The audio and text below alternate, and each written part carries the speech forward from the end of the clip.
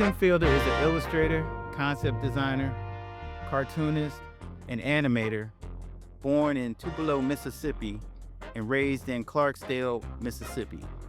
He has a lifelong love of visual Afrofuturism, pulp entertainment, and action films. He holds other Afrofuturists such as Samuel R. Delaney, Octavia Butler, Pedro Bell, and Overton Lloyd as major influences. He is known for the graphic novel INFINITUM, an Afrofuturist tale, published by HarperCollins Amistad in 2021, and the Glyph Award-winning Maddie's Rocket. Tim has worked over the years in the storyboarding, film, visual development, gaming, comics, and animation industries for clients as varied as Marvel Comics, The Village Voice, TriStar Pictures, to Ubisoft Entertainment. He is noted for his participation in the Carnegie Hall Afrofuturism Festival exhibit Black Metropolis and the Smithsonian National Museum of African American History and Culture exhibit Afrofuturism, A History of Black Futures. Tim has just launched the animated series Maddie's Rocket, and we're going to learn a lot more about that now. So put your hands together and welcome Mr. Tim Fielder. What's happening, Tim? What's up, dude? How's it going? How's it going? Everything's going good with me, man. How's everything going with you? How you feeling? I'm feeling good. I'm down here for the moment in Atlanta. I had to help out with my parents. They are ancient, and I'm here doing that while working and helping out around the house. And it's been good. It's been a good thing. I've been doing my walks, trying to maintain my health. Got to stay away from the salt. We'll get into that.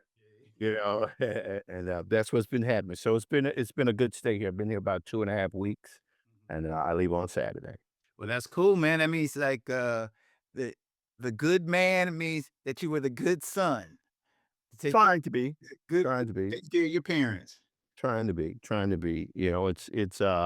It's when you're an artist, you know this as well or better than I do. You have family and stuff, and you do your art, but no matter how hard you try, that the kids, even when they're older, like my kids older, like your kids, they're always there somewhere in your mind. You just have to address it. The same thing with parents. So.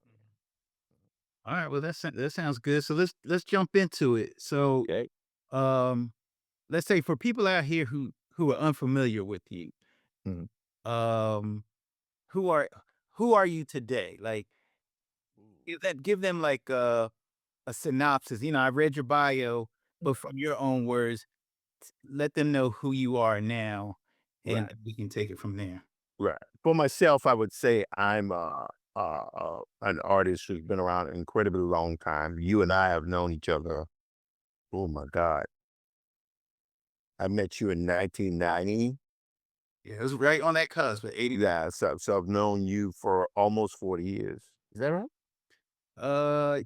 Yeah, I'm older than that. maybe 30, because I gauged that from my oldest son, who's 35 now. So it'll be like 36 to 30. Okay, so it's like Yeah. 36 years. Not quite 40, but approaching 40. We got to fight for those years. We got to fight to keep it back. So agree, 34, 35, 36 years. I'm off in there. But yeah, man, it's just one of those things where I, being raised in Mississippi, grew up drawing. I'm the youngest of 4 siblings. Said this before. I'll get this part out of the way because I know we're gonna get into something a little bit different. But all my siblings are artists. Still, all of them are still artists, and I'm the one that took the comics, and then eventually it stayed in comics long enough and segued into animation. Got out of animation and back into comics, and then now I'm basically doing animation again. So it's interesting that we are talking now because both of us we've as I've been telling folks, we've both touched the monolith lately. Yeah. Like 2001, once you touch it, you can't untouch it. So that's been what it is. But to sum up a little granular detail, I've been a visual Afrofuturist, practicing visual Afrofuturist God since I was 13, 12, 13, 14 years old, probably 13, 14 is more accurate, maybe. Uh, uh, and I've just always done stuff about black folks in science fiction and like spacefaring science fiction, not like, horror. That's not my thing, but and that's what it is. And I've done that. And I tried for many, many years to always that's well, I'm sitting here trying to say I'm trying to that's what I've always done. And in between that is doing the work that pays the bills and stuff. But now, since Afrofuturism has become this mainstream construct, primarily starting with Natasha Womack's book, Afrofuturism, and the Schomburg Black Comic Book Festival, those two like big bang events to me led to then Black Panther exploding. Um, well, not even before the movie, but Civil War was when something was happening. And the ironic thing about that is when that came to be, it actually allowed my career to ascend now. So as a comic book artist, yeah, I'm at best a marginal figure. You know what I mean? I don't have anywhere close to, your history, your legacy, I mean,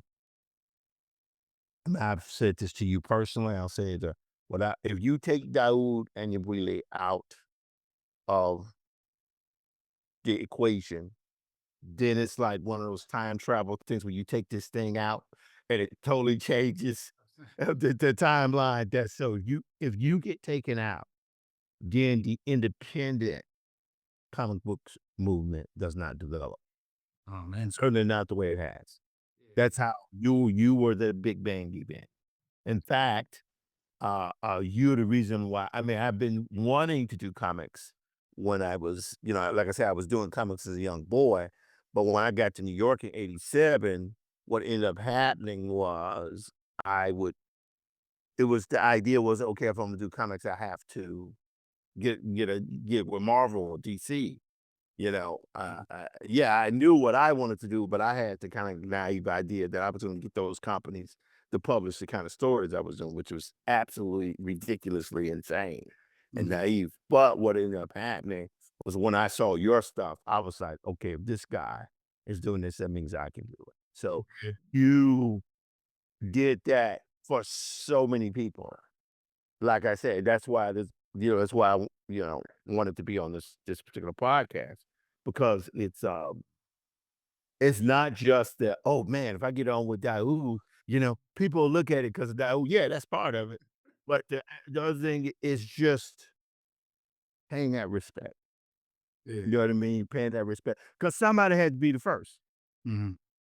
And if it was not for you and your brothers driving down that burgundy van, You remember that? almost dying several times. A lot of people don't understand that. Y'all were out on that street on the road in a van with your books, selling at expos all over the United States. Mhm. And without that example, the independent comic book movement would not have its prime construct, its prime example. So you are the Big Bang event. And you're the reason why all of us felt like, okay, we can do this. Well, Yeah. actually, that's I appreciate you sharing that. And I'm not blowing smoke. Yeah, no, I'm just saying, hey, I appreciate hearing, because sometimes, even when, even looking at yourself, and a lot of us individually, we may not even think about our lives, the impact of our lives. You're speaking of my life in relationship to the Black comic movement, and then there's also people out here where th- we can speak of their life in relationship to say their child. Their yeah, child says, "Hey, I never would have been who I was if my mom didn't do this or if my dad didn't do that." But the parent is like, "I didn't realize I was doing all that. I was just doing what I felt like I had to do in that moment." But when they hear that, it is a rewarding feeling because it makes you feel full, like, wow, man, like, all those years, all those sacrifices, all the things that we did, it wasn't for naught. And that's one of the reasons, like, you coming on and sharing your experience and your knowledge, um, I think that's important, because to me, it is important for us to pay it forward, to share our knowledge. We can't take this knowledge with us into the next dimension. Can't take it with you. Right. So there's so many young people and aspiring artists and creators and individuals out here who can benefit from the stories that we have to share. So on that note, because I wanna skip over uh your life in Mississippi, and you said the youngest of four. Actually, I was the youngest of four boys. Yeah. And Well, boys. everybody, yeah, four, Almighty come. yeah. Okay, so and in my case, it was creativity. It's not everybody didn't draw, but everybody was creative. So what was it like in your home? Were your parents creatives? Did they Yes, they were. cultivate that creativity? And what was the house like? Yeah, the house was, for me in hindsight, uh, uh, pretty for a Southern household, pretty expansive, because we were all allowed to be artists. Which think about that, yeah. And my dad was, you know, is like super athlete. Mhm. And my siblings, specifically my second oldest brother and my twin brother, they were great athletes too. Me, I wasn't athletic at all. I was athletic in that I had a kind of focus when I worked out. I could do it, but I didn't have speed, I didn't have moves, I didn't have anything. All I had was a kind of draconian ability to withstand a certain amount of pain. That was the only athletic ability I had. But being in a kind of a hyper aware sports environment like the southeast region of the country, everything is football, little basketball, but mostly football. If you're talking about, you know, Texas, Mississippi, Arkansas, Florida, you talking about the southeastern region, you talking about football land. Now you have football in other places, but not like southeast, and so that's what it was. Pretty extreme environment, in fact. But all of us were allowed to be artists. Our parents allowed us to be artists. So even my oldest brother is just amazing, fine artist and filmmaker. My second oldest brother is one of the greatest musicians that ever lived. Singer, songwriter, filmmaker too. Twin brother's a filmmaker, and I'm the comic book guy who did animation, and now I'm a filmmaker. It's weird. So tell me this, because when I think back to like when I was in elementary school, Mhm. and I like comic books, and then when Star Wars came along, that was that was my paradigm shift right there. Yeah, So many, really too. yeah, there was so many of our paradigm shift. Uh, and but for you know to be a young black boy, the things that I was into were not quote unquote black boy things. You know what I'm saying? Like, um, and I'm not saying like everybody didn't clown you for being into comics, but it was almost like a They clowned us. Yep, I ain't say nobody clown you. So they clowned us in Mississippi. Oh my God. I found my group who they were with it and I could get with them, but generally it wasn't the thing. Like they didn't really relate to like why you doing comics, especially like with the females. Like it was like they weren't really feeling if you're doing comics and things like that. So because it was more like uh sports or dancing and things like that. So how was it for you during that era? How did you discover comics? Because for me, I know, it was basically a young brother across the street from me. So in your case, how were you introduced to it? And then you said you had this interest in the Afrofuturism at an early age. And we know Afrofuturism wasn't actually really coined until later, right? Wasn't it like Yeah, yeah. Afrofuturism as a phrase wasn't coined until 93, 94. Yeah, but in terms of what we call Black science fiction, that happened, early for me, and I'll explain a little bit about that. But first to the comic thing, there was never a period where comics were not in my environment, so I didn't discover comics; they were just there Okay. because my siblings all read comics. So you're the youngest, here's some comics, read them. Draw these comics. Was it Marvel, DC, Richie Rich? not as much Rich, more action adventure, Marvel, DC. But that was in the 60s, moving up to the 70s. Uh, but then by the early to mid 70s, all the way really to the late 70s, it became a lot of alternative and underground comics. Because by then, the whole direct sales market had really kind of like come together by the late 70s and 80s. So we read a lot of Canadian comics, stuff by Gene Day.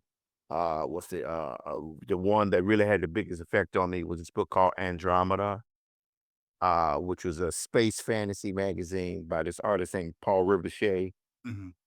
who actually would go on to do a lot of the concept design for all of the Batman and the Justice League stuff.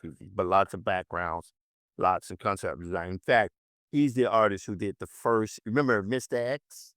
None, not offhand. Yeah, Mr. X is this alternative, Canadians alternative comic, and eventually one that was released, the first issue to release the series was by the Hernandez brothers, specifically Jaime Hernandez.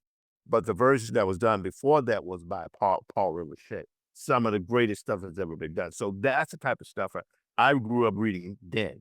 Mhm. But like pre-den, well, not pre-den, but you know, non-heavy metal then. I read heavy metal, which mother Richard Corbin? You talking about Corbin, yeah, Richard Corbin then. man, I love that book. Then Ralph. Of course, Corbin would go on to do a number of graphic novels.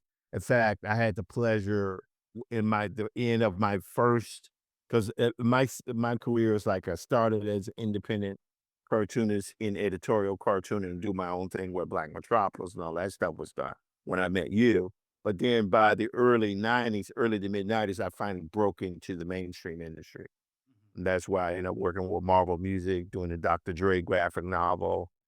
My first stuff was on Conan the Barbarian, actually, believe it or not, was these pinups. I had done these paintings and stuff. But by the time I got settled into the mainstream comics in 96, 97, of course, the industry collapsed around that period to where by the time, 98, 97, 98, I believe Marvel declared bankruptcy. So I did my last job was for Arthur Sudam doing breakdowns for Richard Corbin. Mhm. Yeah, so I remember talking with Richard, and I was like, "Man, I just want you to know, I have such respect for your work. My work. If anyone looks at my work, they see four major influences. They see Richard Corbin, Mhm. they see Ralph McQuarrie, Mhm. they see probably Joe Johnston and Michael Golden Okay. and Mobius. I got to put Mobius. I had a feeling Mobius had to be in there. Oh yeah, Mobius is incredible and stuff, and Kirby, of course I grew up with him, but Kirby didn't have as much of an effect on me. To Mhm. me, in terms of traditional comic books, uh, like the ones who I know had an effect on me was Michael Golden, who of course you wouldn't even have Image without Golden, but Michael Golden and Jim Steranko. Mhm. Because these dudes had the ability to deploy cinematic feel into the work, into their American comics. But of course, by the time, I started getting into heavy metal, because, a lot of people forget heavy metal and Star Wars roughly were out at the same time. They both did the market all in 1977, not metal Hurlant, but Mhm. heavy metal. Yeah. So that really changed everything for me, Mhm. and I remember it took me you gotta understand, where I grew up, like, you lived in Philly, right? So, how many times you see Star Wars? Oh man, like like 15 times back in the day. So probably by now, if I added it up, probably like 50 times. Right. So where I grew up, there were only 2 theaters in the entire town. Oh, It was dang. the Westgate Cinema, and that was the one in the main town. There was a black theater around the Roxy, but they didn't play stuff like Star Wars. They played like porn and stuff like that. But they had all that stuff there. But for me, as a matter of fact, I remember going to see this crazy film called Galaxy of Terror. And it was this alien ripoff. It was a Corbin movie. This had to be early 80s. I remember thinking to myself, this film is it's ridiculous. With the woman from Happy Days is in it. And it was so bad, but the visual effects were insane. Mhm. And to the last scene where you expect, okay, they're just gonna kill everybody. But this main character turns out to be this kind of martial artist doing flips and stuff. And we were like, what in the world's happening to this movie?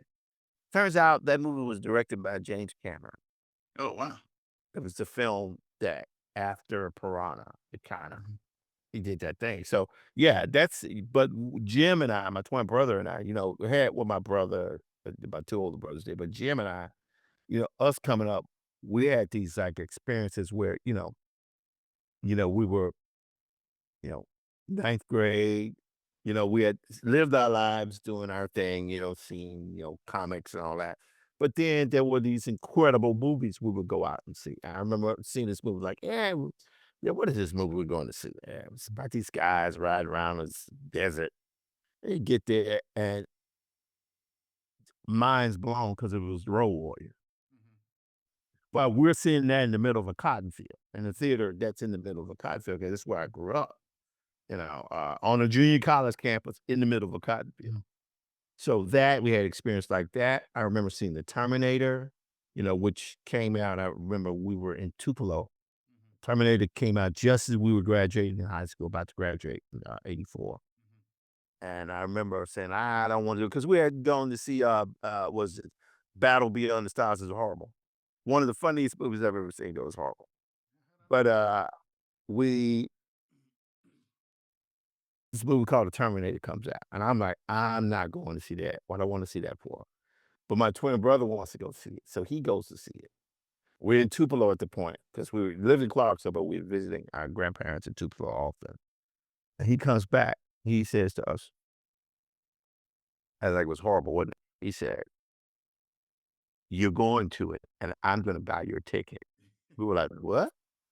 What? He said, this film was incredible. And of course, we would go back to, I think I ended up seeing it in Clarksdale. Mhm. And it's, Yeah, yeah, yeah. so that's the thing for me, that I grew up in that very much the, 70s, you know, mid to, because I was born in 66. So we got a little bit of the Johnny Quest, not much, a little bit of the Johnny Quest. So Johnny Quest had a huge effect on me. Missed the Captain Scarlet and the Thunderbirds, who was too young, but got Space 1999. 99. I was just talking about this show. Yeah, so that's this type of stuff I grew up Mhm. being exposed to. Now, the black thing was, and I use it like the black thing, as if that's a thing. But I, I had my character was this character called Thunderstar because my second oldest brother was like the institution minded guy. He created a company called Galaxy Comics. He got all of his friends to do comic books for him. So me and my twin brother did comics too. Now my experience was I ended up doing this character. It was really a kind of a homage to Jim Kelly, but with a mask Mhm. called Thunderstar. Mhm. And I would eventually go on to create a character called Stingray. Mhm. And that's what I did, man. I did that for years. And eventually Star Wars hit, and I ended up doing stuff where it was more sci-fi in it. And I've said this before in interviews, but this will be helpful for folks who view it. So I was at that point getting into the idea of not just characters, but environments and props and vehicles because I've been exposed to Mobius. I saw Star Wars, but the thing for me that had the biggest impact, Star Wars had an impact, but the art of Star Wars had the major impact. Oh, yeah, yeah, yeah. I still have my original copy. The cover has long since fallen off, but the newspaper ad from the Memphis commercial appeal where wanted to go see The Empire Strikes Back. Still have all that stuff. My original copy of Star Wars. I have the Star Wars blueprint booklet, the sketchbook print booklet with Joe Johnston's beautiful drawings in it. I That's bet you, something that I bet you didn't have Story of Star Wars that was narrated by Brock Peters. no, this is what we had. My stuff was even more obscure. So what they used to do, because these fools let Lucas walk away with the merchandising rights, Mm-hmm. right? So they were like, "Oh, we're not interested. You can have that." He said, "I want to keep the merchandising rights." They're like, "Yeah, we don't want that." Of course, that would go on to create, Lucasfilm, Lucas Arts. This guy, they put out they didn't put out the soundtrack for Star Wars. They put out the audio. So you had the movie on a big vinyl front and back of Star Wars. Sound effects, Alec Guinness acting is the movie, the audio of the movie. You have that? I don't have it now, but it would have sounded better if I said I have that. I memorized it, man. That's what I would have done. I memorized it. Sound effects, dialogue, all of it. I memorized Star Wars, right? Because I listened to it so much. And so, and keep in mind, all this is happening in a middle of a cotton field, and my parents were teachers at the junior college we were at. So yeah, man, that's what happened, and I wanted to be a part of that. But how can you be a part of that when you're in Mississippi? But I knew I wanted to be a part of that because keep in mind when those things happen, this even before Star Wars happened. I came about. You had fandom magazines like Fantastic Films Yeah. and Starlog. Yeah. These things were hugely, hugely important because unlike now where they have an art of book for every fantasy, science fiction, or animated movie, back then you had to get your information from these kind of zines. And so Starlog, Fantastic Films had like all this behind the scenes art from Alien with Ridley Scott. Yeah, a lot of people don't realize Ridley Scott, who of course directed Alien and Gladiator, American Gangster. A lot of people don't realize this guy is one of the most accomplished storyboard artists that's ever lived. Mm-hmm. He storyboarded Blade Runner. Mm-hmm. Yeah, I remember his storyboards. Yeah. Yeah, he's amazing. It's Ridley Scott. Actually, he's one of the people that made me want to storyboard. Yeah, When I was little, I was trying to storyboard like him. absolutely. So in that, there are people. Ron Cobb, of course, had tremendous effect on me. Yeah. So it's like that Mount Rushmore of concept art. Ron Cobb, Sid Me. Well, in order of importance, Ralph McQuarrie. That's the guy. Yeah. That's the one. Everybody else, but McQuarrie, Cobb,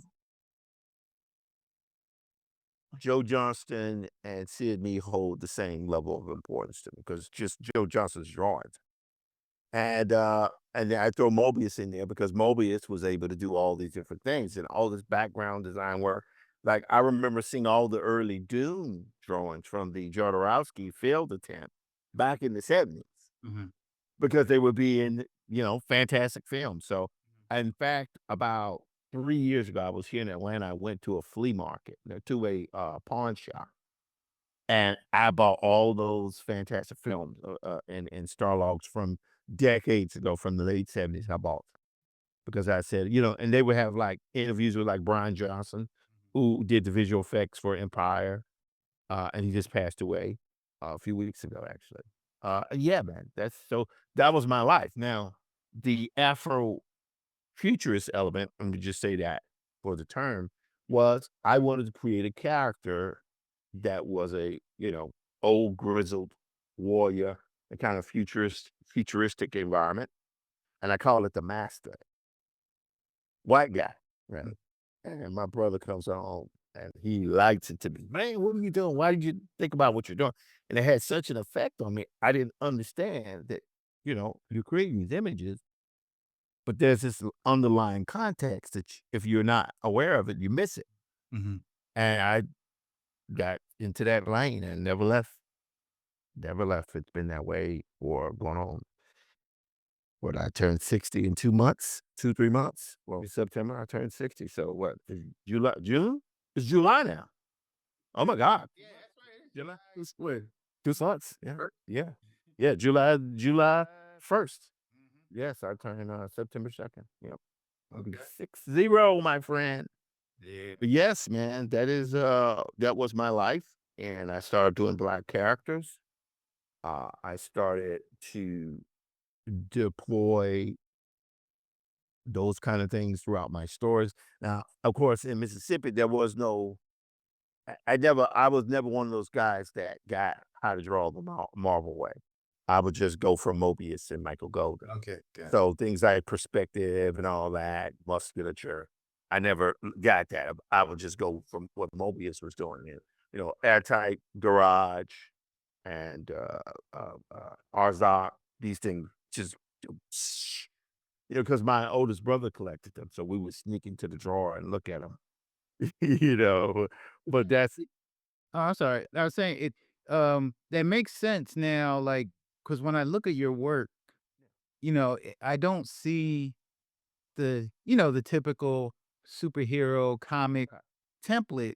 Yep. And to know movies and heavy metal, dude. That's it. right, right. Because I had the Sid Mead book, all the people that you named, the magazines. I mean, we had Fangoria, all them, um, and actually that little character here, we learned how to make that from the back of Fantastic Films, man. How to build armatures and do stop motion, Ray Harryhausen and all that. Yep.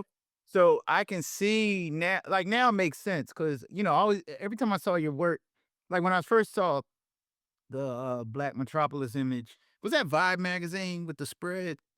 Oh, no, no, no. The version, no, that was the latter version I did, the last comic version I did in like 97. The first version you saw with the big widescreen panels where there's the ocean, those pillars rise up out of the ocean, gives birth to the earth.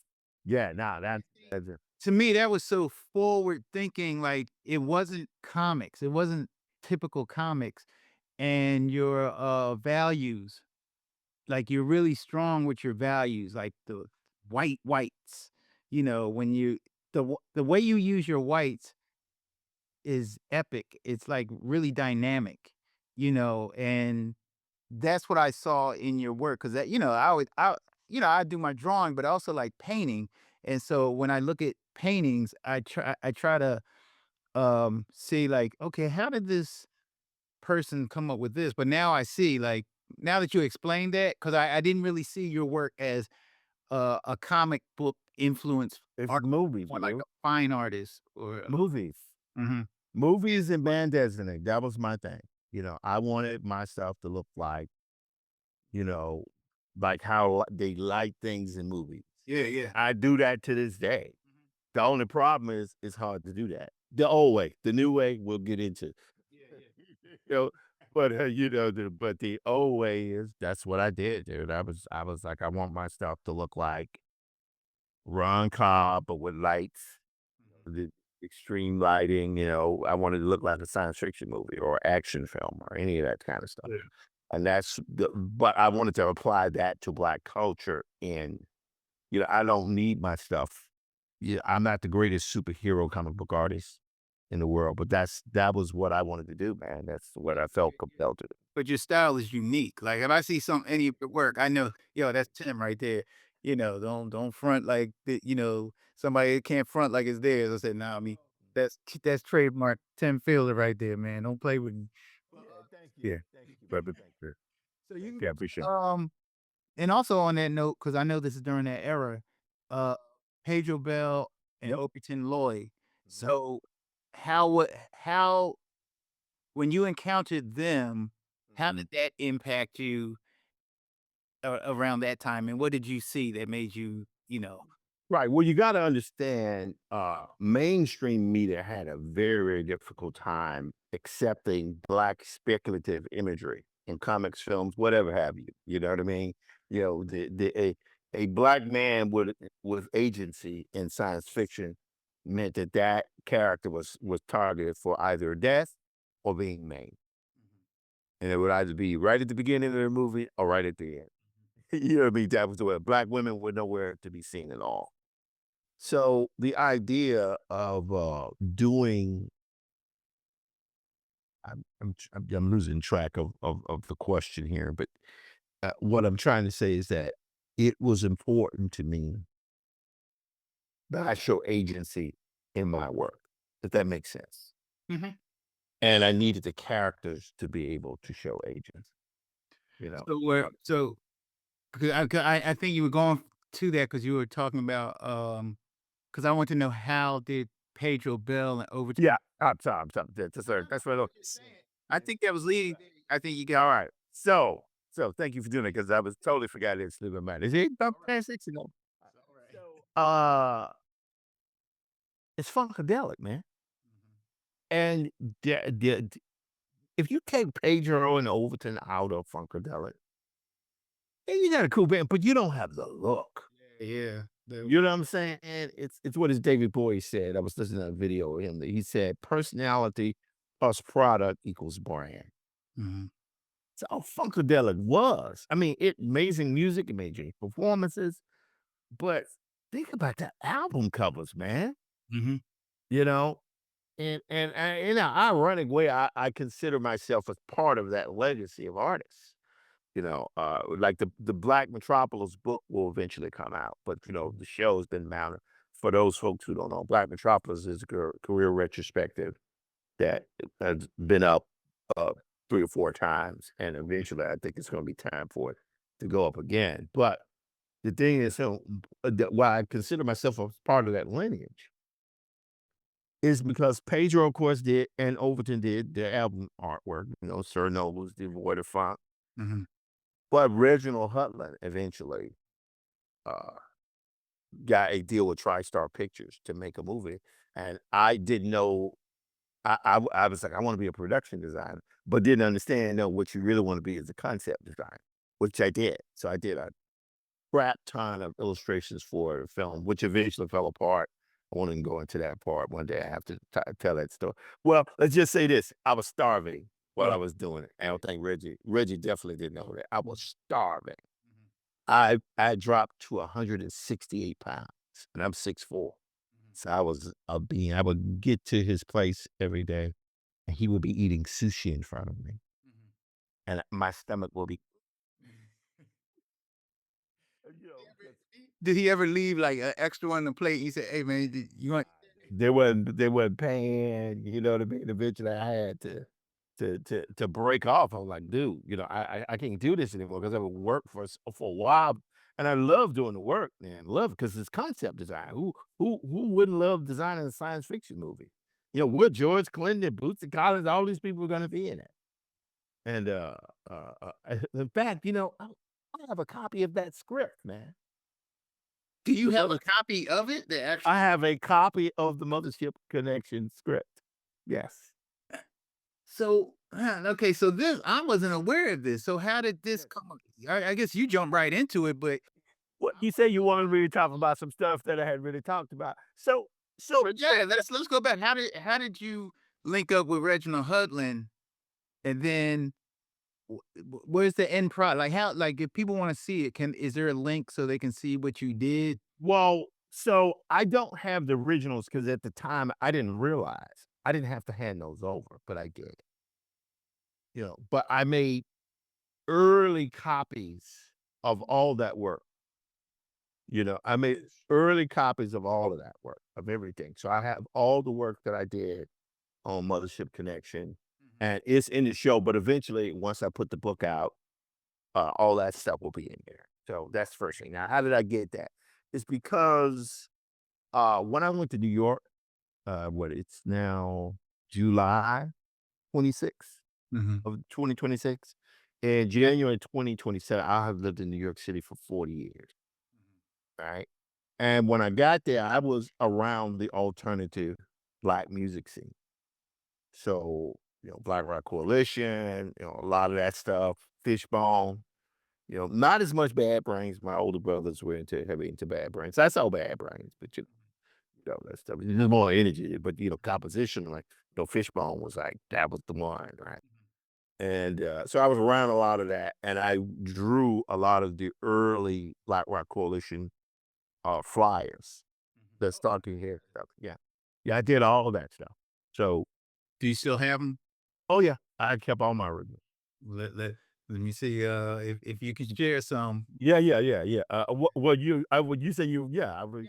We'll Yeah, embellish that. but that's all that. That's the cool stuff. That's what I'm talking about. Yeah, This. but that's what I'm saying. All that stuff I did. So I did a lot of that. Um, uh, a lot of alternative comics that were black, like strips, like Mojo Monster from B Culture magazine. So a lot of those people's stuff with like Greg Tate and who was the other folks? I don't know, it was Delani Davis. But a lot of those folks who wrote for the Village Voice would do like alternative publications, and I kind of matched up with that because I was doing freelance editorial illustration for the Village Voice. The person who got me that job was Darius James, who wrote Negrophobia. So there's a lot of that kind of stuff. I was around a lot of the 80s, late 80s, mid to late 80s, black visual and musical culture stuff. I was swimming in that stuff. By the way, not hip hop specifically. It was alternative jazz. So like Steve Coleman, Five Elements, early Cassandra Wilson, John Paul Borelli, Lonnie Plaxico, all those folks. I was into their stuff. And, I remember being able to go to like early Knitting Factory, being able to see Steve Coleman and Cassandra Wilson for free because no one was watching the door. So you just slip in and sit down. But sometimes I would be in some of those shows, man. Like I remember going to see, was it Cecil Taylor? May have been Cecil, or it may have been because Cecil Taylor was tricky for me because this stuff was so abstract. It was yeah, I felt like my brain was about to explode.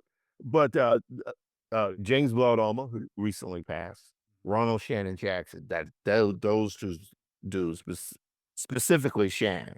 Mhm. Uh, you know, without Shannon Jackson, you wouldn't have Vernon Reed. You wouldn't have Melvin Gibbs. You wouldn't have any of those dudes because he was the one that, you know, Ronald Shannon Jackson from Texas, black drama, but who did kind of this weird kind of strange kind of funk, alternative free jazz with country music fusion. Right. And stuff was amazing. So I, was always very into alternative music and the music scene that would go out. I was sadly I didn't do the house club scene. Mhm. Didn't do it because I felt like, oh, they're dancing to music. Mhm. No. You have to listen to music. I was a complete snob, but it informed my work. And so while all this was going on, I was becoming slowly initiated into the Yoruba religion. Mhm. So I eventually was initiated into Santeria House. I say I didn't know this. Yeah. Oh, so that's why if you look at all my stuff, it's all Goon, Yeah. Shango, Yemi. Now, what I didn't understand at the time was like, dude, you can do that stuff without necessarily having to become initiated. You know what I mean? Because it was like when I became initiated, all of a sudden the work became secondary or tertiary. It wasn't that I'm like, yo, I wanted to be in this because I have these images and but I didn't understand that. I didn't understand I could have been like Carrie Bay, who never initiated, but was like one of the greatest from Brazil, greatest, Orisha artists ever. He was like legendary artist. Mhm. But anyway, you live and learn. But yeah, I initiated in what, 95? Mhm. I don't practice as much, but I keep my stuff, you know. Mhm. But yeah, that stuff informed all my work. So when you're looking at Obad Infinitum, his name literally translates as Dog King. Mhm. That, that's Ogun. Did you have to go to West Africa? No, nope. Never been to Africa. Never been there. So I bet. no. I'm sorry. Yeah, to complete your thought. No. It's the black religious modalities, science fiction, European comics specifically.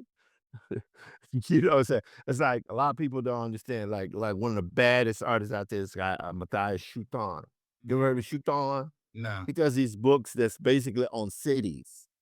I forget it just that's the type of stuff I would look at. And a lot of folks don't understand how great New York City was for comics. Mm-hmm. You could go into Strand Bookstore. Now it's very polished, and they have a like highly developed graphic novel and comic book selection. But back in the 80s and 90s, you could go to their bargain bins Mm-hmm. and they would have all these European comics, like the actual albums, man. And you could get them for, yeah, sure, go ahead. Yeah. I'm sorry. My brother sounded yeah. But yeah, she could sit with that on her lap, by the way. She just I'm sorry. Just set it down on that white pad and you can give that to her. She eat on the pad. You want yours like that? Right? Yeah. I'm sorry. Yeah, we got it. Keeping it real. Yeah. But my brother got fish, so when I get off here, that's because it's like my diet completely changes when I go up north. Because my wife and I don't do salt up north. I do something called no salt. Because I almost cashed in my chips in April of 25. I got pulmonary embolism, and I tend to not play with that very much now. I could drink more water, but I do more. I haven't walked in 2 days though, but I think that walk. I'm sorry. Oh, you had in terms of your walk exercise. I have not. I have not, but I do 5 miles when I walk, and I would have been here 2.5 weeks, and I think I missed when we got my mom home from the hospital. I missed 2 days.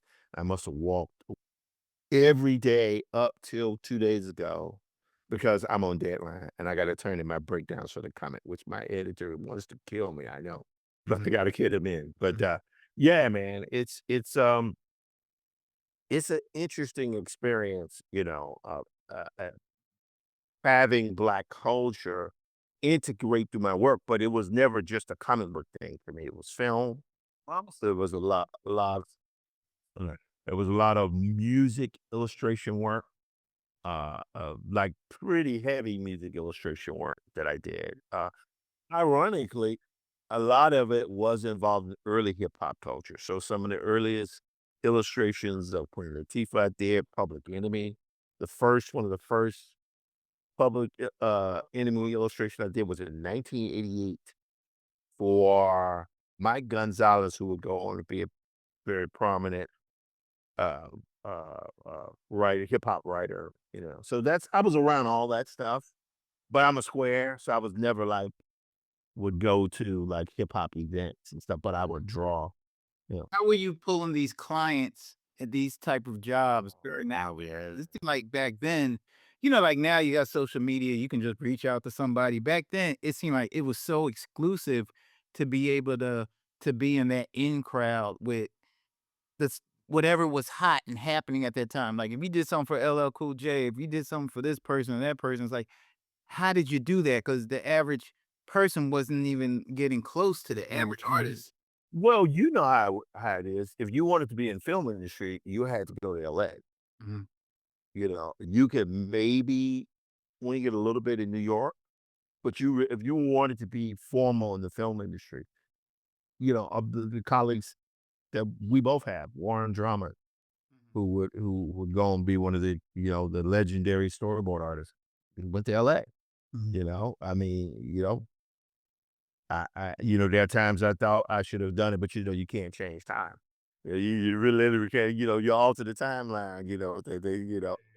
But for me, getting a lot of those jobs was just being in the community of active people. I wasn't around the hip hop community so much, but it was absolutely around the Black alternative music scene. Absolutely. Did you did you what about Sun Ra? Would you No, I saw Sun Ra. Yeah. connect with him? No, I never connected with her, but I've seen Sun Ra in concert. Oh yes. Oh yes. Oh yes. It's Yeah, he's been I on. oh God, man. I remember him performing in Central Park, having this 50-foot tall puppet.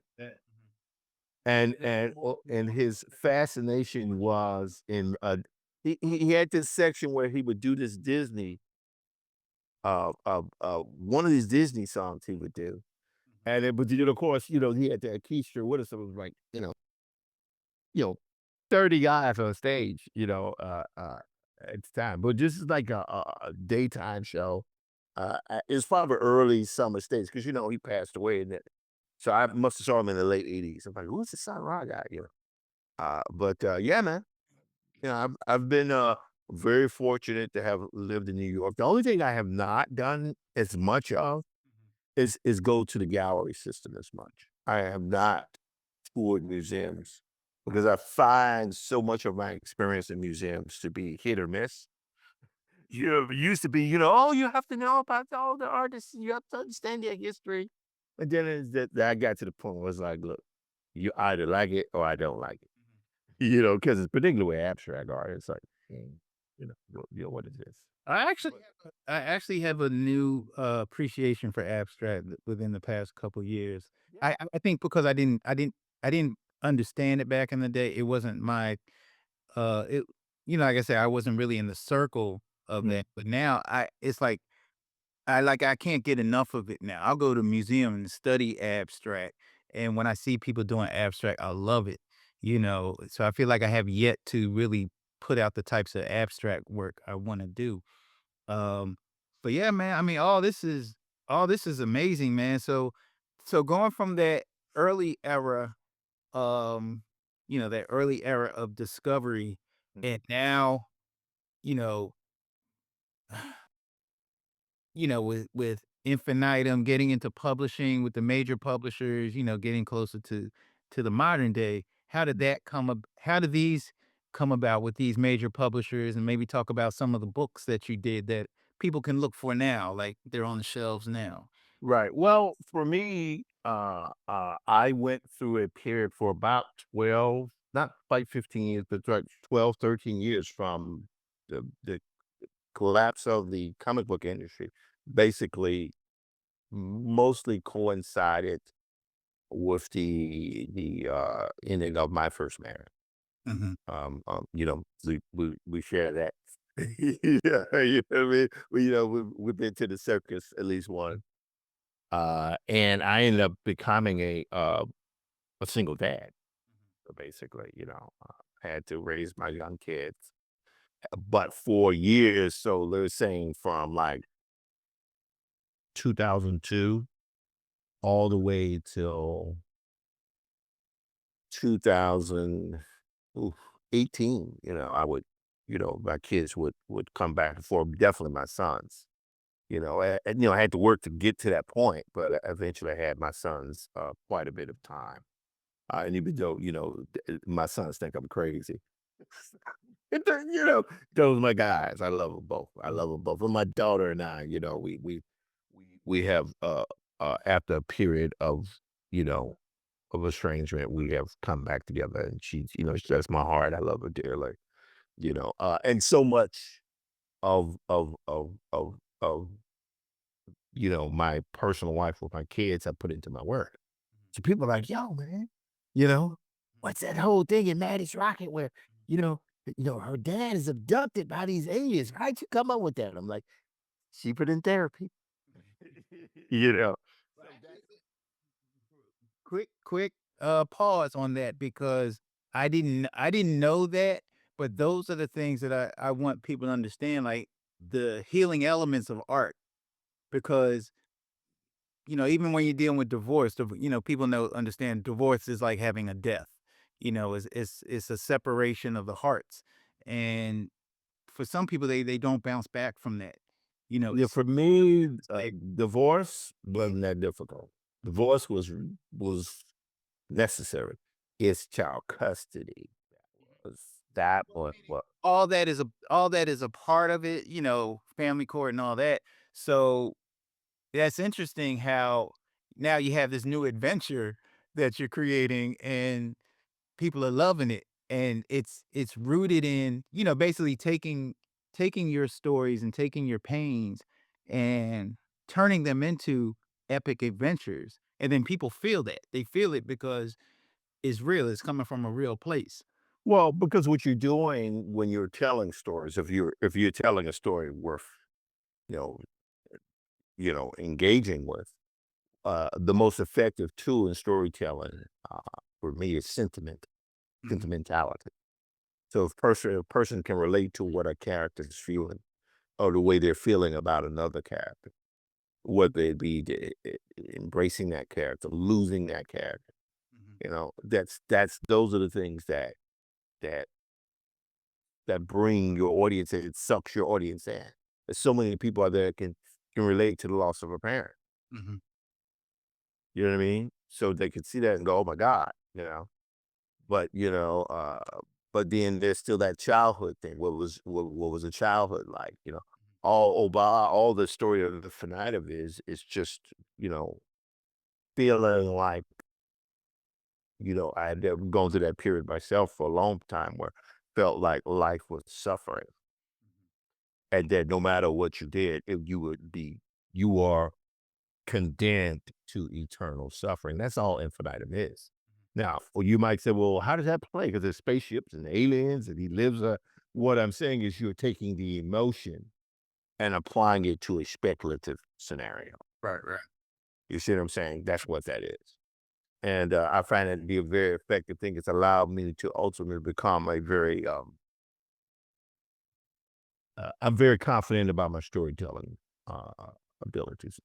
Concepts sometimes take a bit to come up with, because sometimes stories are words, sometimes they're pictures, sometimes they're pictures and words. Sometimes they come fast, sometimes they come incredibly slow. But I accept that storytelling is process. You know, and of course, since I went digital in '99, um, you know, you have to deal with, okay, you're doing your work, but you kind of held at bay depending upon what you're trying to do. So just doing digital illustrations, particularly when I began to deploy 3D modeling and rendering into my work, really took my process to another level. But when I tried to move that to animation, because I worked in the video game industry for a moment and did a lot of teaching in the video game industry, that changed everything for me. But I would almost, what my friend Mark says, my relationship, because I tried to do a film called Harbinger over a 10-year period, couldn't get it done. Uh, it's because of tools, and you're trying to do it by yourself. Mhm. And the old way of doing that it was just murder, man. So my friend Mark says, me being in trying to do animation was like being in an abusive marriage. I'm saying, you always gonna fall down the flight of stairs, that kind of thing.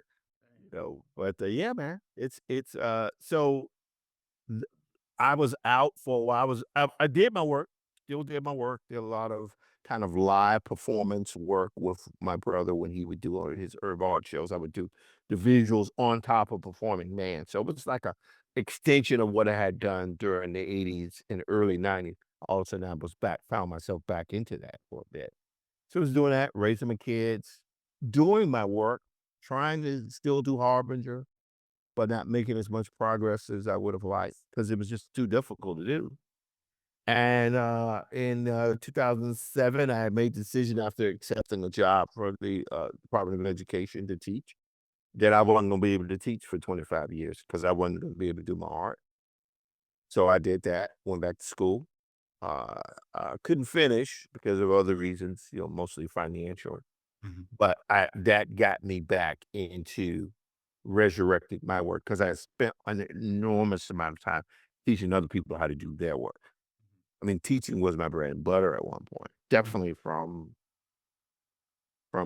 2002 till 2008, right as Obama came in office. Mhm. That was it. I was doing just so much teaching there, like boil your brain. But when I got back into at NYU, guy named Keith Miller, who would actually be the co-curator along with my brother Boston for Black Metropolis, he ran a class there, and I took his class at Gallatin, in NYU Gallatin. And I ended up going back to my concept called If God Was a Woman, about this Black woman who was in this kind of alternative Dress Lane passed. Mhm. And I resurrected it and called it Maddie's Rocket after my granddad who's over here eating. I mean, my dad who's eating some fish over here after his great grandmother, his grandmother, my great grandmother, and tried to do that for animation. I must have done 20 minutes of animation, bad animation. And normally I like to try to be positive, but I say bad animation in that I was doing everything digital, but the 2D part of it was just incredibly difficult to do. And but I could do backgrounds and I could do a lot of motion graphics. And that's how I did it. And it was always had been kind of substandard, kind of not as tight, more like animatics, ultimately. But I tried. I gave it everything I had, and I was remember feeling frustrated. I stopped working on Harbinger. I'd gone back into it, doing Maddie, and I ended up running into. That's where I met Stacey Robinson and John Jennings. Mhm. I didn't know who this guy was, John was, until Alex Simmons, who I had done a Blackjack graphic novel for him. That was my first foray back. And we did that, and then eventually did Maddie's Rocket and started putting that out. And they're the ones, John and Stacey, are the ones who convinced me to get back into publishing. And through certain circumstances, things would continue. In 2014, I made the decision to get back into comics. And by Schomburg 2015, which was always in January for the longest period of time, I had Maddie's Rocket all to the course of my life. Yeah. Yeah. Now, what were some of the? Because we're going to talk about the technology, the evolution of technology, but when you think about your journey, because I was impressed when you were on Blender, because No, 3ds Max. 3ds Max. oh, okay, 3D, okay, 3D Studio Max. That's why I wanted you to kind of share with people what were some of your tools of the trade over the years. Like even when you were doing the games, because when I worked Pink Panther game way back in the day, it was a Remember, man, I wanted that job so bad. I saw you and John Pierre there. I wanted to work here. I just didn't get in, man. I'd have hooked you up, but I didn't have that pull back then. Mm. But it was we used an Animator Pro was I remember this. Pro was kind of bit Mhm. and before that my brother Jason, he had an Amiga 2000 back in like 88, 89. Was he using Lightwave or one of the earlier? He got into Lightwave and I forgot what the program was that he was doing 3D. But I just think it's interesting. Oh, and before that we were on Genegraphics. Genegraphics is a dinosaur now. But that was like slide presentation graphics. That's absolutely Some of KPT Kraus, from KPT, what's that? Kraus, where they had this weird interface. nah, I don't know about that one. KPT Kraus, whatever. It's just there were a lot of 3D programs out there that were early 3D programs that you're trying to get to. So it's kind of interesting because actually the Brother Man logo was done in Genegraphics. The Brother Man Big City Comics label. Never knew that. Never knew Yeah, that. I did that late night one time.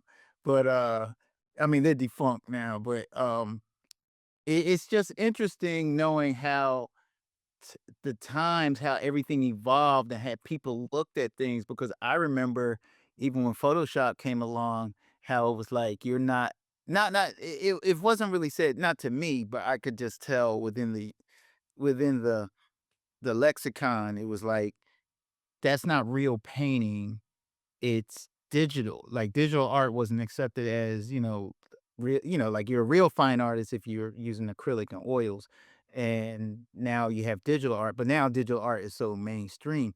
So what were some of your tools of the trade over the years? Like when you say you were animating, what programs were you animating in so people can kind of understand your evolution of I was where you are now? When I say I was teaching animation, I wasn't doing animation. They wouldn't let me do animation when I worked for Ubisoft. They had me as modeler, concept designer.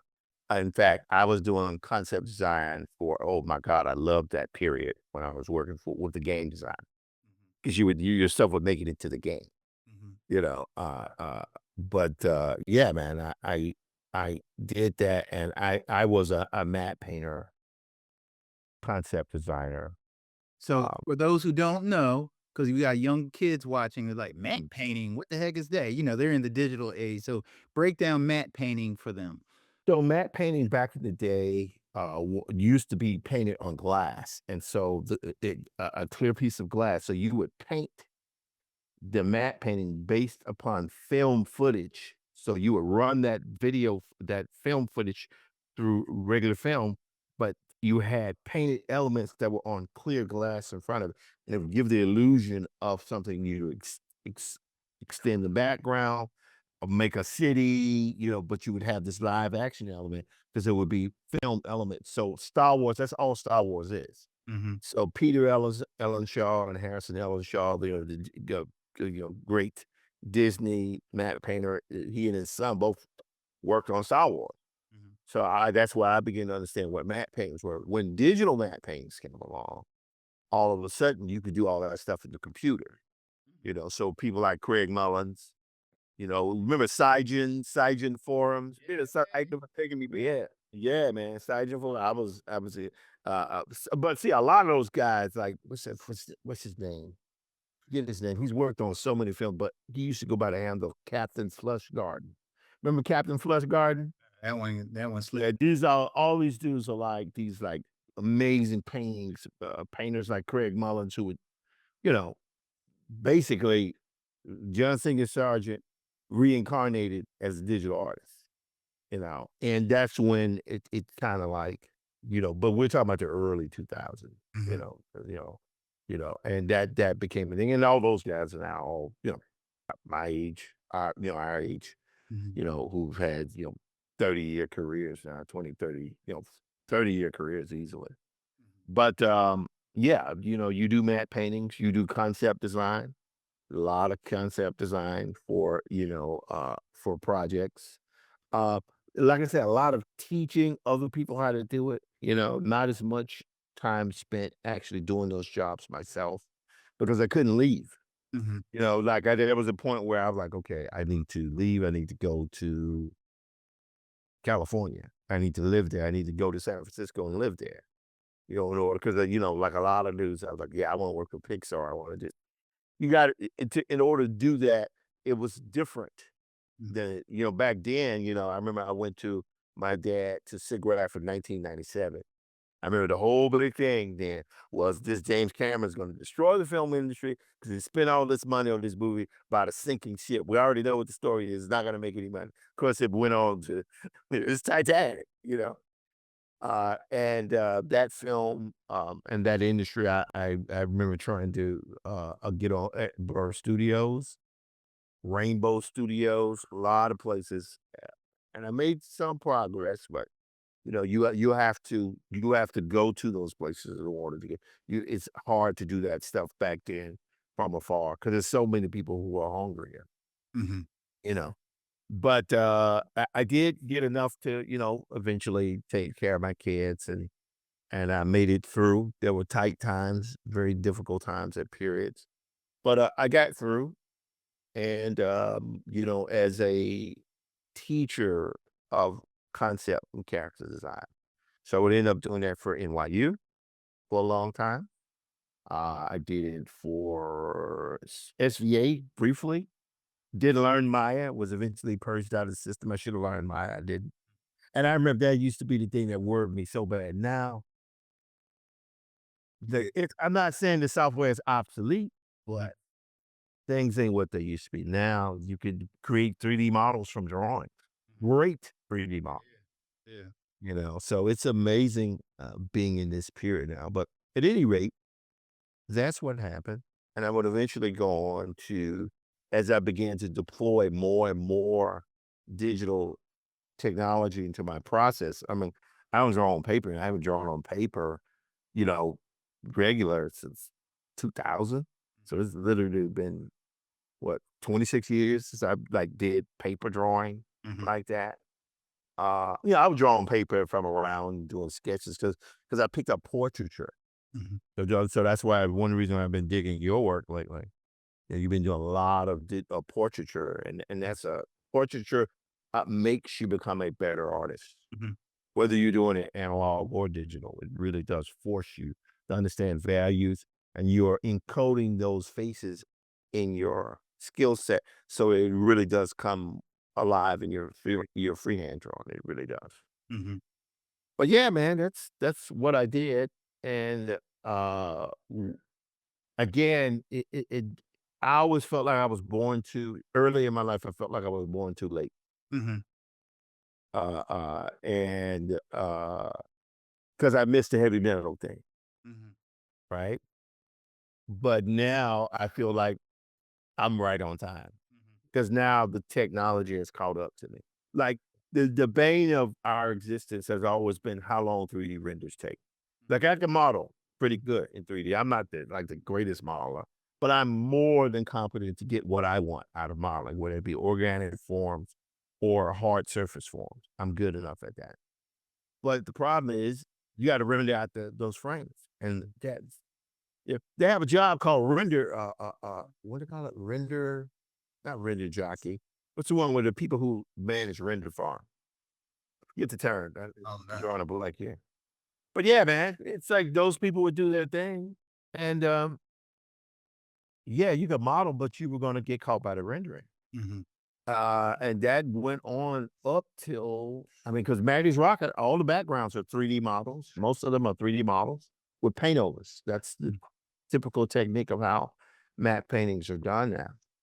But I would say probably when around 2019, when my friend Mark began to deploy Unreal, well, Unity in his work, the game engine. Mhm. And then, all of a sudden, game engines had real time rendering. Mhm. It wasn't perfect, but it was close enough, Yeah. and that changed everything, man. That changed everything. That changed everything. And so I started getting heavy into game engine for the background. So the cover of Maddie's Rocket, the graphic novel, the house that you see in the back cover and the spaceship, all those are 3D objects, but they're lit in Unreal. And I did my paint over. So you would get real time shadows, Yeah. and perspective. Mhm. But obviously, this was my process.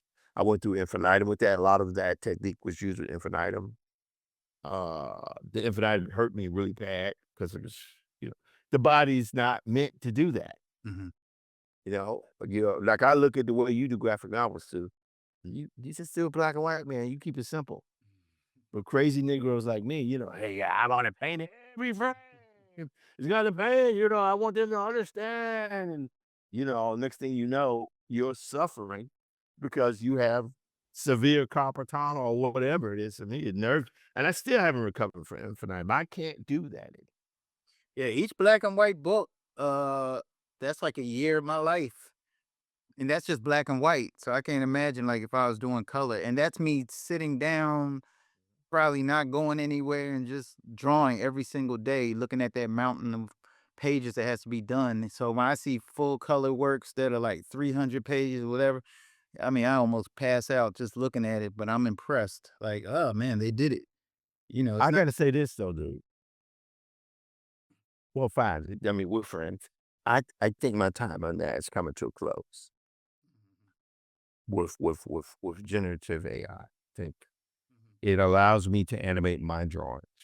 Even with the rancor and everything that's out there, understandably so, because there will be job loss, there will be industry loss, all that's happening. But I'm able to actualize the stories that I've always wanted to do. Like I've been seeing online recently, there was a Facebook post where someone was talking about, there was a story that was written talking about how difficult it is for Black authors to get adaptations done of their books, their work. The stuff gets optioned. Of course, the white authors are getting optioned, but the Black authors aren't getting optioned. Mhm. And they're just, oh, it's terrible. Yeah, this is a horrible thing. And I just had to chime in. I'm like, hey, I feel more free than ever. I don't need the green light like that. I do it myself. Mhm. I mean, I want the money, but the idea of green lighting, that's gone, man. Yeah. Gone. So, That's how I could do, so, man. so at that point, introduce us to where you are now, your tools now, how you got introduced to it, and we know it's a right now it's a transitional point in time. So you're going to have the controversial perspective on it, just like when we were talking about with when digital art first came in with Photoshop and all that. So let's talk about that journey, where you are now, your what you're able to accomplish, and why you chose to go this route, and what it means to you. Okay. So, well, the first thing I'll say is I, like everyone else, became introduced to generative AI as a like visible thing on the horizon that would change everything in 2022. Mhm. Right. I saw mid journey images early 2022, looked at it and went, yeah, I ain't worried about that. Then the end of 2022 came. Uh, and then next thing you know, you're in the fetal position. I was in the fetal position for about a week and a half. I was so depressed. I was like, "Oh God, it's over. It's over." Because I never had a technology that came along and could do what I did as well. I know people like, "Yes, AI slop." I'm like, "That slop be looking good." Yeah, yeah. Your issue is that it's taking your job, Yeah. right? But let's not talk about the quality of it. You can take those images and add a little bit more resolution and painting to it. You got a beautiful image. That stuff is amazing. But anyway, uh, but like before, my brother was like, "Look, whatever you done, whatever it is that this has happened, Photoshop, 3D, you know, all of that. What did you do? You have to learn the tools.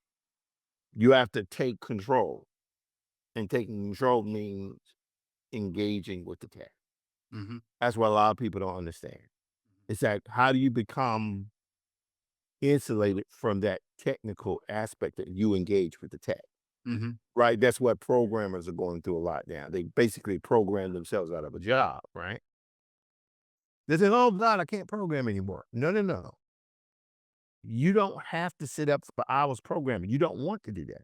What you want to do now is you want to take that tool and create tools that you never would have been able to create. You don't have to work for it. You can do it yourself now. That's what it is. Which is why, I'll be launching this month at the NAACP festival and San Diego, Afrofuturism.org, right? A streaming service for myself because, the film industry is going through a weird transition now. And what Anthony Mackie said, people aren't making movies anymore like that. It's sobering to hear, but it's true. But we exist in a world where you can make your own platform, without knowing how to code.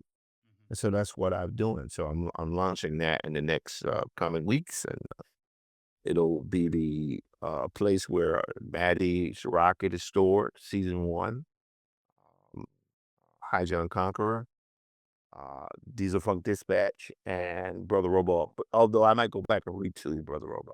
This is specifically after seeing some of the stuff I've seen you and your sons do. I'm like, nah, man, I might need to go back and read to Brother Robo. But yeah, anyway, but Gen AI, it's changed my life. Man. It's changed my life. It allows me to still have to draw, still have to be able to do the things that I love doing, and I can get the stories out. You said something that stuck with me too, like when you told me about, having your operation, and that when you have something like that, that impacts your life like that, and makes you look at sometimes we get shaken into like the realities of Mhm. our mortality and time. And, because when we're younger, it's like, yeah, man, I'm going to do this. I'm going to do this. And one day I'm going to have a movie made and I'm going to do this. And next, you're 30 and so I'm going to have it in 40.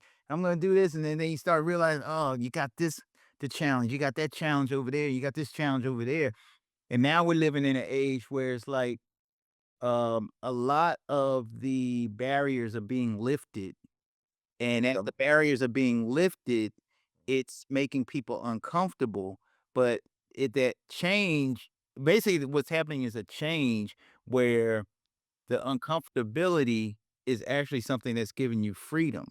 And you put it in the perspective of, I don't really care how people are looking at it. I know that now I have the tools to create what I dreamed, what I've always wanted to see, I'm gonna make what I want to see.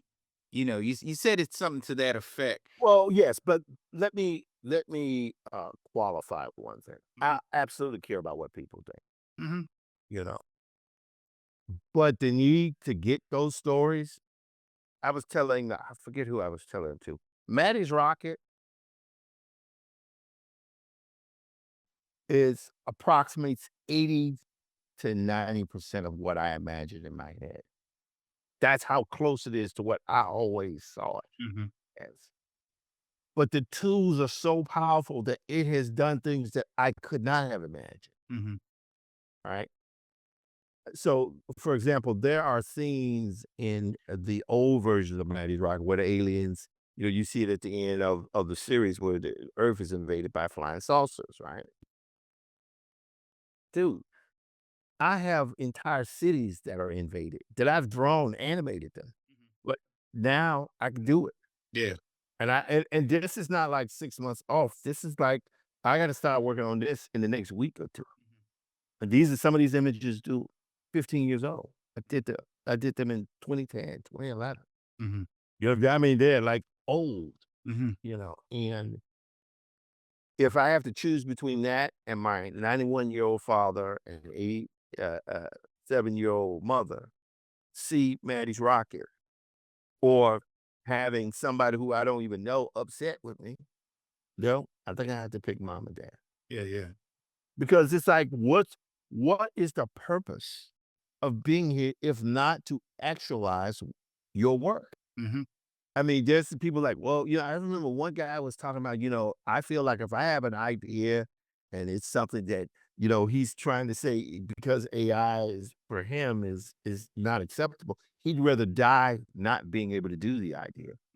I'm like, no, because I have had to spend my life mostly helping people do their ideas, but never fully being able to do my own. Mm-hmm.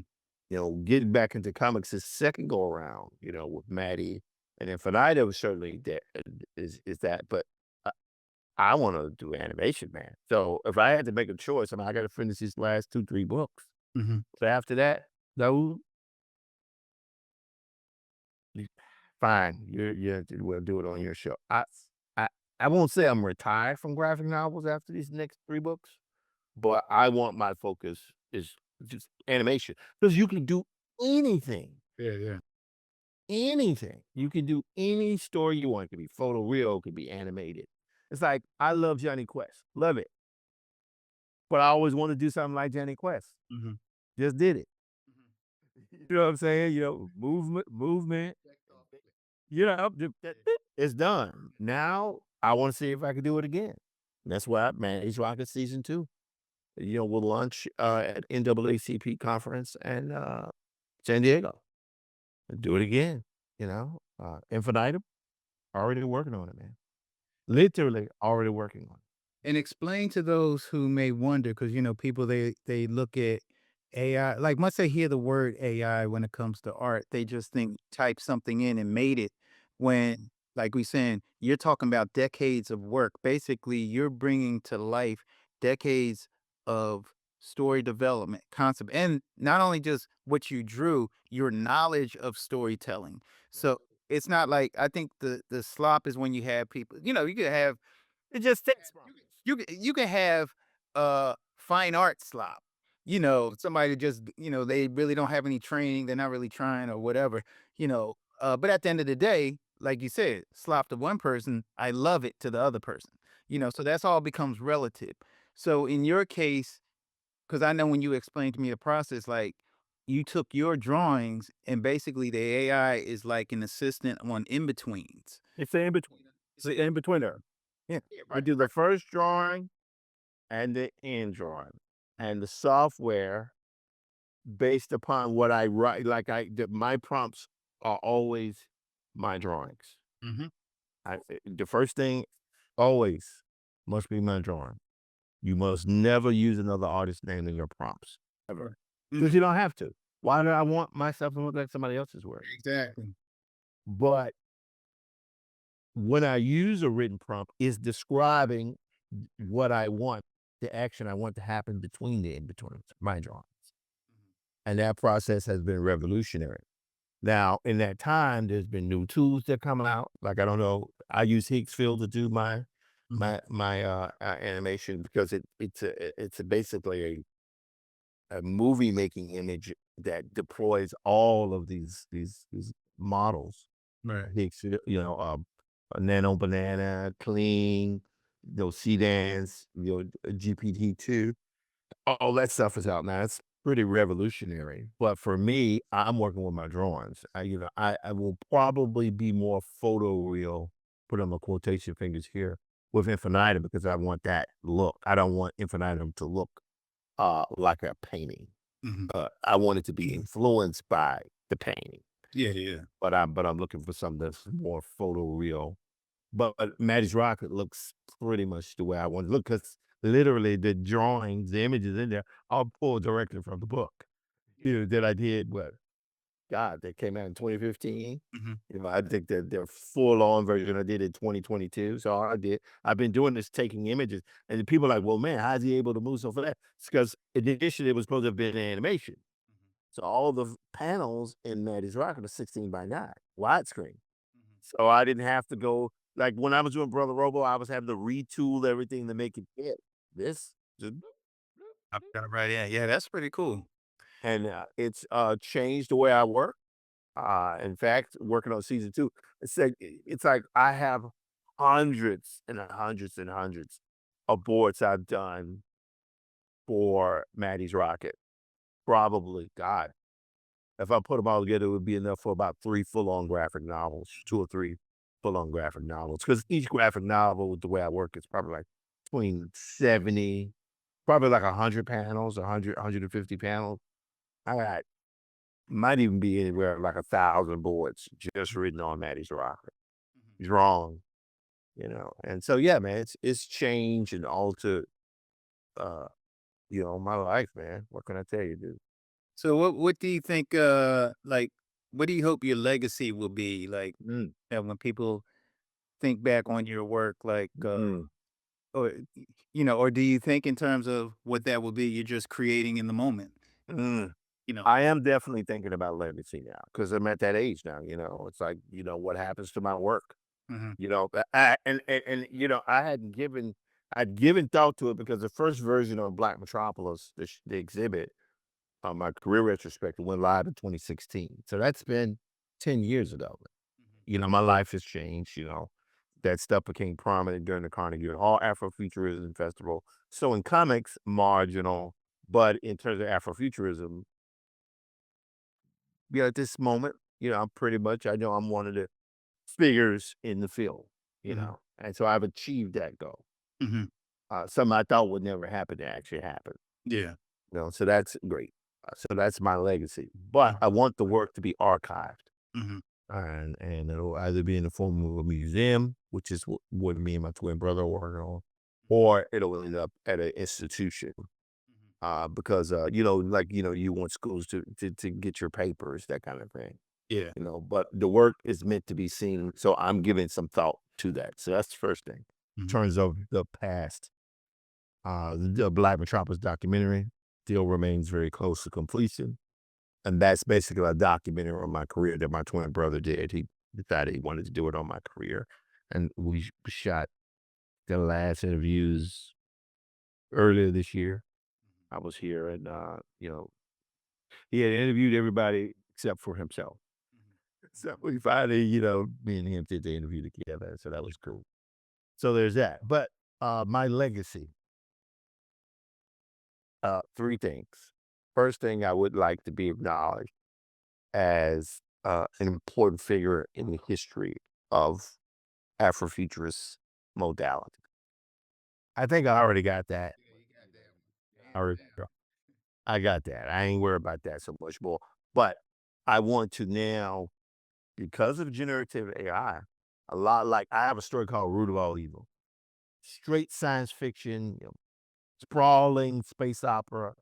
I wrote it in 1997. And I was going to try to shoot it in Atlanta in a farm that was in Decatur because they had the silo. I said, yeah, I'll make it there. but I couldn't do it because you're trying to shoot an independent film. You're using ski masks and stuff to try to soup them up. Now maybe if I put this on there, it'll look like a helmet, that kind of thing. Now, but I was gonna do the visual effects in 3ds Max. Now, dude, Anything, yeah. anything you want to do, you can do it. Anything, any style. So Harbinger, the film I worked on for 10 years with it, all of the voice recording was done. All of it.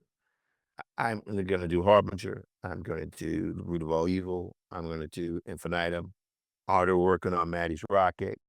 I've done so much of that now. I'm not as inclined to um change High John Conqueror. I kind of like the kind of comic hybrid thing High John has going on. But yeah, man, it's definitely extraordinarily fulfilling part of my life. Mhm. But now it's the new work. It's getting the stories out that could not be done. They now can be done. And so that's where my focus is. So I'm hoping that I got at least another 20 years on this sucker. And if I can, Mhm. I would like to finish those stories. And that would my greatest joy would be to get all those stories out. The action adventure stuff, the more cerebral stuff, the large epic stuff like Infinitum. I have a sequel to Infinitum that I've always wanted to do. But now I'm sitting here thinking, do you want to do that as a book or do you want to just go straight for the movie? Yeah. But I have to finish Infinitum, the movie first, which I was working on as recently as 3 days ago. Well, like you said, now with these tools, you don't need 20 years. So to that point, I know, I get it, why people hate it. But this is people are like, well, it's like Photoshop. Nah, this is not like Photoshop. It has aspects of it, but this is the equivalent of the horse and buggy carriage being displaced by automobiles, but for the creative sector. It's just like, you know what I'm saying? This is not like a transition from talkies to, from silent movies to talkies, and then from talkies to movies in black and white to color. This is not that. This is, you can make movies without having a film camera. That's never been possible before. I mean, you can animate a movie without drawing thousands of images.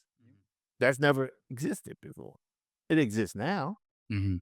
and it's not fair, but you know, I say these two things here, and I'll be on the AI and ethics panel in San Diego. So I'll say this: you and me, both black men, and our bodies, our ancestors' bodies were technology, Mhm. and they took those people and they exploited them, and it went on for hundreds of years, right? Till it was seen as inhumane, and they stopped the official variant of it, but we still have elements of that today, right? That's one. Two, every cell phone we have, computer, is made through a combination of child labor and third world exploitation. But I don't see anyone giving up their cell phones Yeah, or yeah. their computers. They're all in. And Selective outrage is what you. selective outrage is exactly it. And I'm not saying that there are not ethical issues with AI. There are clearly ethical issues with AI because all the work, the data was stolen. I don't give a damn how much they say it synthesized its own pattern. Like, yeah, but it had that core that it was pulling from and you took it. But even though they say, oh, well, they stole it.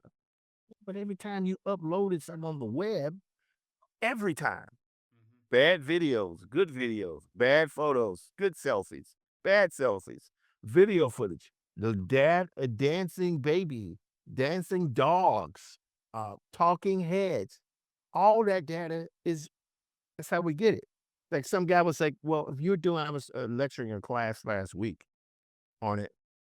and they saw what I was doing. They said, well, how do you feel about the fact that, don't you think the software is, how is the software generating the motion between the two keyframes? I'm like, well, they stole the data. They have taken billions of hours of people walking, and they're able to transpose that code to these patterns. And that's how you get Maddie Waddy walking, Mhm. you know? That's how, when she's looking, looks back at the camera and then looks again. That's because this software understands human anatomy and how the drawings work. And that's what it is. Well, when you say artificial intelligence, it's a replica of our intelligence because we do the same thing. We when we come into the world, we don't know like we grew up watching Star Trek, Star Wars. Even as a fine artist doing gesture drawings, we had to do hours and hours of drawing people. And the main thing my teacher said was you should be able to see somebody in 1 minute, remember them because they may walk away, but you can still draw it because now the data is in your head. So you're still creating, even though you took the data that was there, but now you can create, you can move it all around because now you've studied it from so many different angles. But now with the artificial intelligence, it's just doing that on steroids. So what we always say is, I think there's the way the words you have certain words being used, but like you were saying, you have the selective outrage, but at the same time, there are certain things that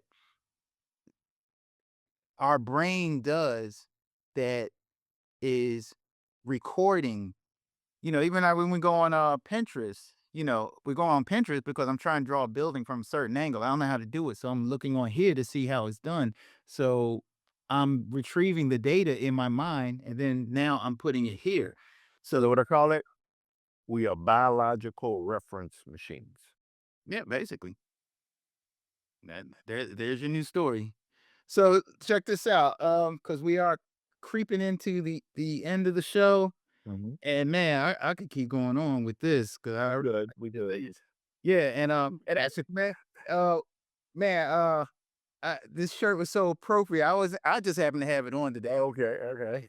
Think Wait, for yourself. when I was just listening to your interview, I was like, this is Tim, man. He thinks for himself. Which has not always worked out great for me, Yeah. but I find, like, I don't know what's going to happen to society in a more broad perspective. Like, I can't tell you if there's going to be Skynet. Yeah, but I'm just saying, this is not, I don't know if we're going to have a doom situation where people are going to ban AI. I don't know that. What I do know is this technology used as a tool for my already existing skill set. I, I, I'm just not going to back off from that. I have to do it because these stories, that's the other thing. It's like the arrogance, which I know some folks would say I have, but the arrogance of saying, hey, you should just be willing to do it the old way. I'm like, yeah, but y'all would never greenlight our stories. Mhm. You would never greenlight them. So we'll go back. Are y'all going to start greenlighting them? They're not going to greenlight them. So we have to greenlight ourselves. And that's what you say. Think for yourself. Yeah, yeah. That's where I am. And that's part of what I'll be saying on stage, and we'll see how it goes.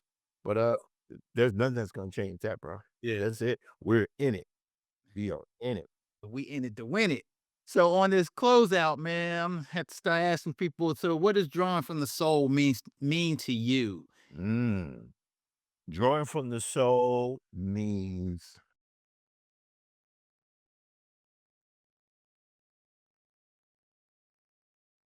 self-actualization or of your deepest desires in visual form. Okay. That's what it means. But right now, for me, that's what it means. It means being able to get the visuals out. Mm-hmm. Because all we are vehicles. Mhm. We're vessels. And yeah, man, that's it for me. It's just, I, a person asked me why, I'm not so active in the religious aspect. What is it about the work? I said, I feel like when I'm doing the work, I'm actually involved actively in worship. Yeah. When I'm drawing, particularly when I'm drawing my stuff, I am worshiping. I'm giving those ancestors to giving them the opportunity to tell their stories. When I'm doing like graphic novel and graphic history, hip hop, I am channeling those stories. Mhm. Yeah, I've always said that drawing is I go into a meditative state, and the brother I just had on recently, Corey Hanzo, talks about he can't explain his creative process. He just goes to another place and comes back and it's done. And that's a spiritual. It's a it's a spiritual motion that we really can't explain, and that's why I said drawing from the soul is a double entendre. It's not just drawing, No doubt. pulling. No doubt. We're pulling from our soul, and I like when you said, um, when you talk about Maddie's rocket, how that directly aligns with your lineage, because a lot of young people out here, when they're creating outside in, I mean, as opposed to inside out. So we're inspired by Disney, Marvel, manga, all that stuff. So when I see young people's portfolios, I see that in their portfolio, and I say, oh, that's cool. I understand. As long as they're drawing and they're inspired, cool. But where are you in this? But some people don't think their story is interesting. Who wants to know about my mom or my dad or blah blah blah? But we want to read about everybody else's mom and dad. They turn their families into adventures. Yeah. Look at your family and turn those stories into adventures. Yeah. And that's what you did. So that's why I said, wow, this was a great example of drawing from the soul. So, hey, I know you have to get to that food. I'm hungry, but it's all good. But anything for you, my friend. Anything. I appreciate you, brother. So, hey, yeah, thanks for coming on. Thanks for sharing your story. Absolutely. And we're gonna share your socials on the screen, so you don't have to worry about that now. Everything Diesel Funk. Everything Diesel Funk. All right, so we're gonna have that. We're gonna post that up so everybody knows, and we'll just wrap this up. Appreciate everybody, all the followers. Like, comment, share, subscribe, hit that notification bell, and we'll get with you later on Drawing from the Soul. Peace. Peace.